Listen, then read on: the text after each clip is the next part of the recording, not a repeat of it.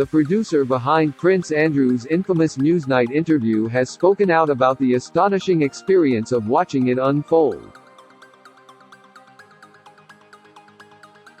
The Duke of York sat down with Emily Maitlis in November 2019 to discuss his friendship with billionaire pedophile Jeffrey Epstein, sparking a backlash that led to him stepping back from royal duties days later. Sam McAllister, who secured the scoop for the BBC, said it was an astonishing experience watching the disastrous interview as it was filmed from Buckingham Palace.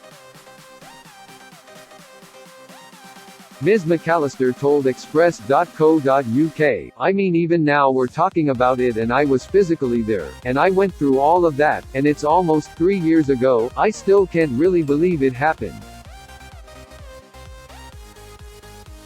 I was 15 feet behind his chair, hearing the answers that he gave, each one worse than the last, was really an extraordinary experience that it's still hard to believe actually happened.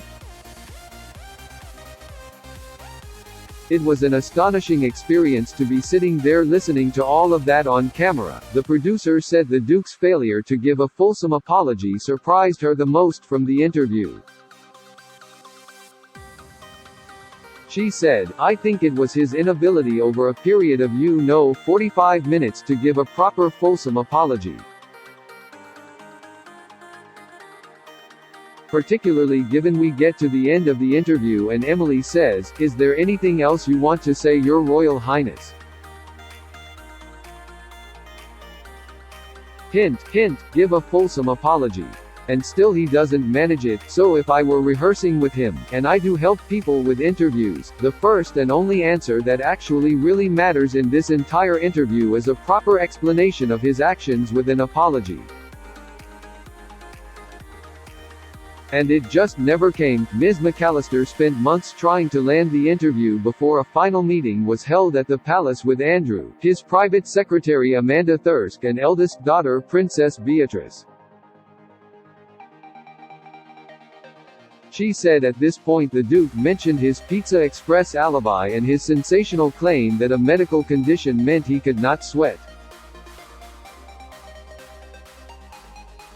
Ms. McAllister added, "But I never really thought it would make it on camera. So when he actually said all of that again, on camera, it was really almost more shocking than it had been when I heard it the first time." The producer said she believes Andrew agreed to the chat because no one thinks they're going to do a bad interview.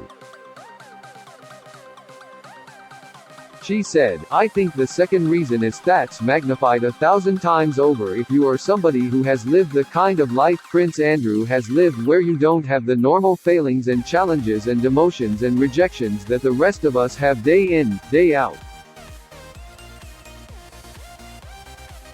So you may have a misplaced understanding of your own capabilities on top of that, and the third reason is I think he wanted to do something, otherwise he wouldn't have been there, and I was the right woman in the right place at the right time. Obviously he was persuaded by the arguments I made and later my colleagues that we were the right place to do that interview."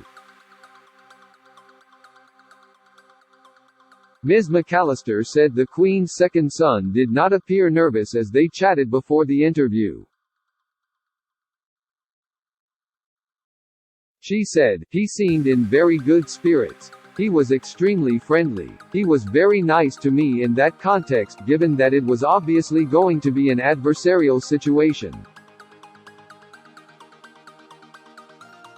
Just passing the time and niceties, but he certainly didn't appear nervous." And after the interview, the producer said the Duke thought at least to all intents and purposes that had done a really good job.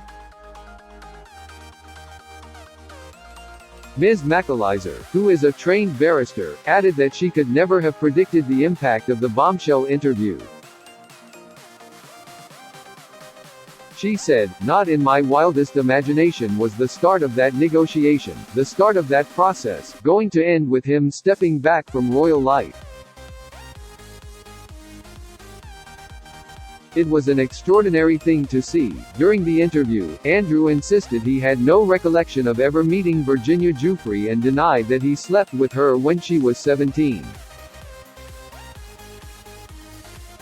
He also said he did not regret his friendship with Epstein because of the opportunities I was given to learn from him about business.